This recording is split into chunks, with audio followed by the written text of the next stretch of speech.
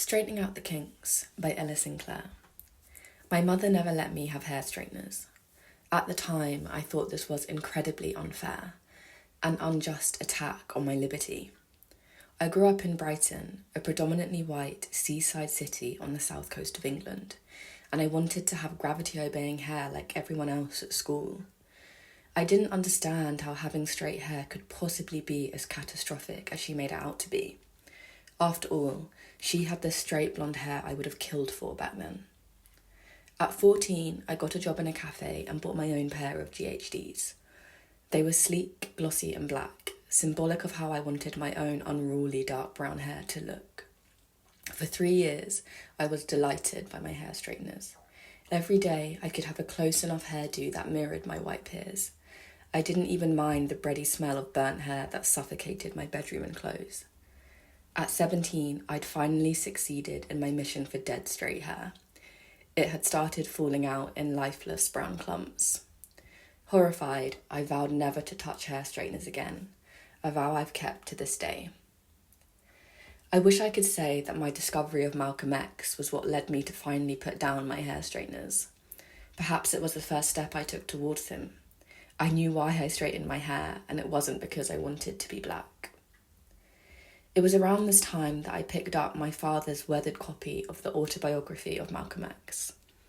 I wonder whether, having watched my painful endeavour for straight hair, he silently slipped it onto my bookshelf, or whether I picked it up myself, intrigued as to why my parents would own a book about a man I only knew of vaguely as controversial, an extremist, and not as good as Dr. Martin Luther King Jr.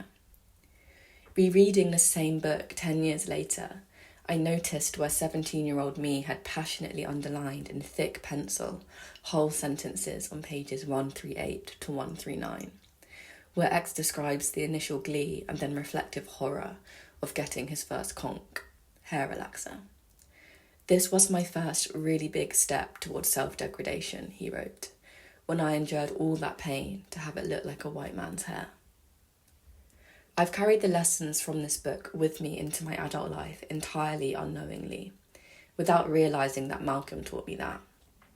He woke me up to the deliberate, effective and catastrophic whitewashing of history. In my own adult life, I've gone out in the pursuit of the knowledge made purposefully hard to find.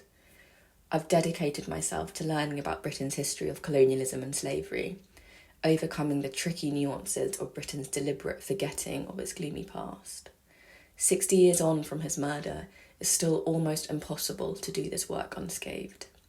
The black leader's unabashed grip on his country's history and how it affected his present is still sorely needed now. We cannot move forward from a past we do not know or do not understand. When I first read his autobiography, like so many of the people he lectured to, I didn't know my own history. I didn't know the history of my own country. I thought for the first time about my surname, Sinclair, and its Scottish slave-owning origins.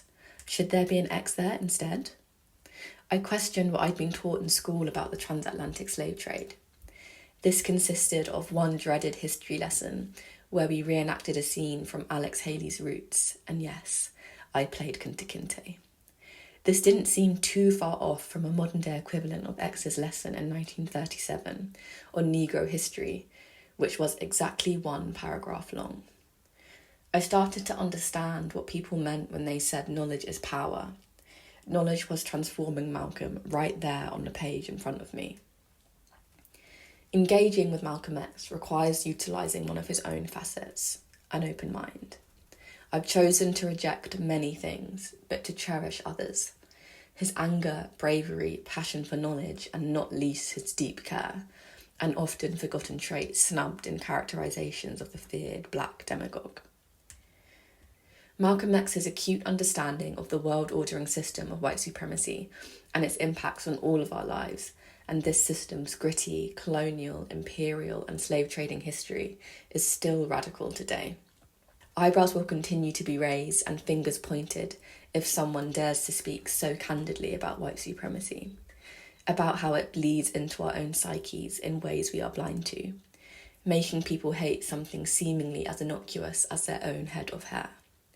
These are extreme and controversial lessons from Malcolm that I hold on to.